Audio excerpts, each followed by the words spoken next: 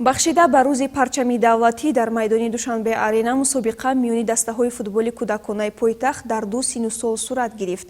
Бозиҳои ҷолиб собит намуданд ки наврасон малакаи худро ба чунин васила сайқал дода барои роҳ ёфтан ба ҳайати якачини кишвар таваҷҷӯҳи бештар доранд.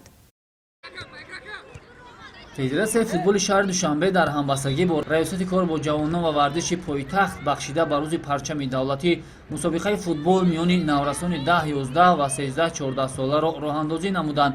8 даста миёни футболбозони солҳои таваллудашон 2009-2010 байни ҳам рақобатро оғоз карданд.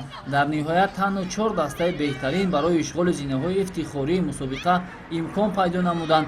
Дар вохӯрӣ барои ишғоли мақоми сеюм дастаи мактаби кӯдакони шаҳри Душанбе бар ҳамсолонашон тими кӯдаконаи Истиқлол тавассути иҷрои силсилазарбаҳои 11 метра ғалаба ба даст оварда барандаи нишониҳои биринҷии мусобиқоти мазкур гардид. Hello, my name is Dimitri. I am from France and Poland. Салом, ман Димитри аз Полша ҳастам. Тӯли 2 сол мешавад ки дар дастаи Душанбе Сити бозӣ мекунам. ҳоло мо бар Истиқлол ғолиб омадем. Дирӯз бошад мо бохтем, вале роҳафтода нестем. Умедворем ки дар мусобиқаҳои минбаъда ғолиб мешавем. من بقای فابکر من 10 ساله هستم. من در دسته FK سیتی مشق میکنم و من در این مسابقه با استقلال بازی کردیم. دسته جای سوم را گرفتیم و ما حرکت میکنیم که در دیگر مسابقه ها جای یکم را اشغال نمونیم. барои ишғоли мақоми аввал бошад тимҳои наврасони Солор ва Душанбе арена байни ҳам майдондорӣ карданд. дар ин нерӯсанҷии ҷолибу диданӣ дастпарварони варзишгоҳи Душанбе арена бар ҳамсолони худ ғалаба карда миёни футболбозони 10-11 сола мақоми аввалро ишғол намуд. дар ҳамин раванд вохӯриҳо миёни дастаҳои мураттаб аз наврасони то 13 сола низ сурат гирифтанд. дар ин майдондорӣ дастаи клуби марказии варзиши Помир баъд аз мағлуб намудани рақиби худ зинаи сеюми ифтихориро ба даст овард. من ابوبکر الداد از دسته دسکا امروز برای جای سوم دسته سوم رو شکست داده سزاوار جای سوم گشتیم. در آینده آرزو دارم که سزاوار جای اول بگردیم.